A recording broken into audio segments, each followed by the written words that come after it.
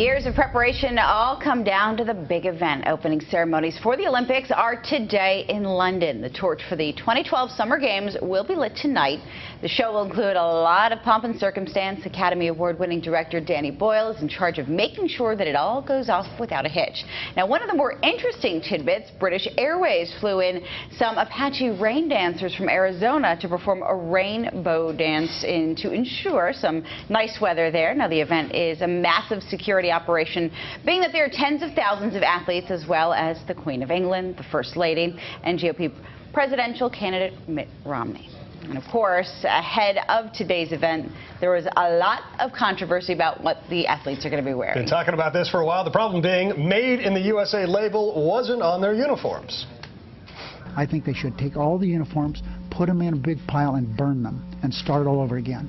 If they have to wear nothing but a singlet that says USA on it, painted by hand, that's what they should wear. We have people in America in the textile industry.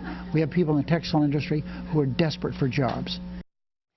And joining us this morning to talk about the issue is Amy Matto, who is a New York fashion designer and Greenwich resident. Now, is that even possible, to get rid of all of them and just whip something up in just a matter of time? It is, actually. It is. I make all of my dresses 100% entirely in the garment district in New York City. Everything is within a 1-block radius of my office on 38th and 8th. So it absolutely could have been done, even when they first started talking about it a few weeks ago.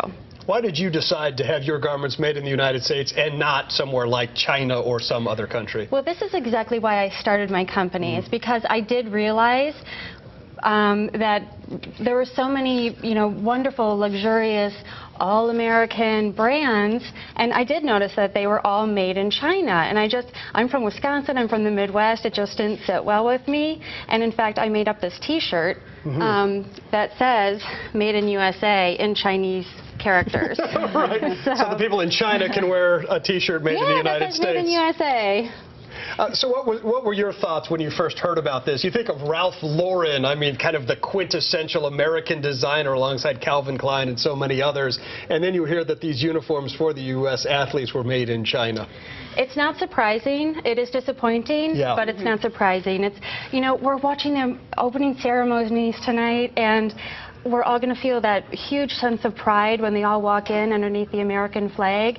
And this year, instead of just feeling that, wonderful sense of patriotism, we're all going to be thinking those uniforms are made in China.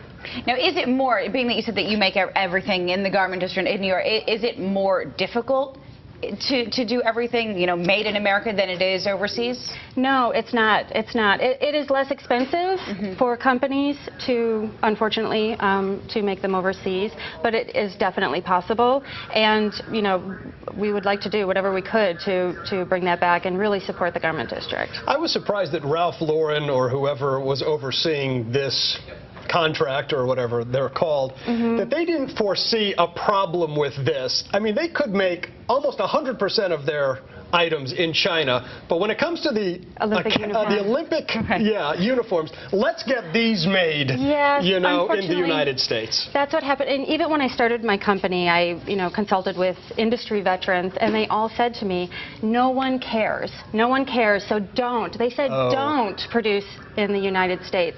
And I disagreed. And I think maybe, I'm so excited that we're talking about this because finally people are starting to realize that it is important and it would bring a lot of jobs back to the U.S. Do you think Ralph Lauren will get somehow penalized by people not buying his products now in light of this? I'm not sure. I mean, really, that it's up to the consumer. It's up to the consumer now, to decide. We talked about cost, and I mean, I feel like sometimes things, even if they have these huge designer names, if they're made overseas, they still cost a small fortune over here. So really, is it just a matter of, okay, well, I'm not going to make that much money if I make it here in the U.S. compared to if I make it overseas? Exactly. Yeah. It's margins. It's all about the dollars, isn't it? It is. And they didn't think anybody would notice. So you have a couple of now these are made here in the U.S.? 100%. Everything Amy Matto is made in the garment district in New York City. Yes. How did you get your start? Well, actually, I was vice president of NetJets and decided to completely, this is something I've always wanted to do. This is my passion. Right. And so I just went for it. And I did, you know, there were not any really American brands made in USA. And so that's when I started. Fantastic. Yeah. We wish you much success. Amy Matto, Thank you very good much. to talk to you. Thank you very much. Coming over. Thank so much. you. Thanks. All right, well, the Olympics are the subject of our Morning Buzz question. So we asked our Fox Connecticut Facebook fans, what are you most looking forward to during this year's Olympics? Go ahead and add your comments. You can check out some of the other comments as well on the Facebook page. If you'd like to be a fan of Fox Connecticut, we'd love to have you. Head on over to Facebook.com and just like Fox CT. We're also all on Twitter. Be sure to follow us at Fox CT. Back in a moment.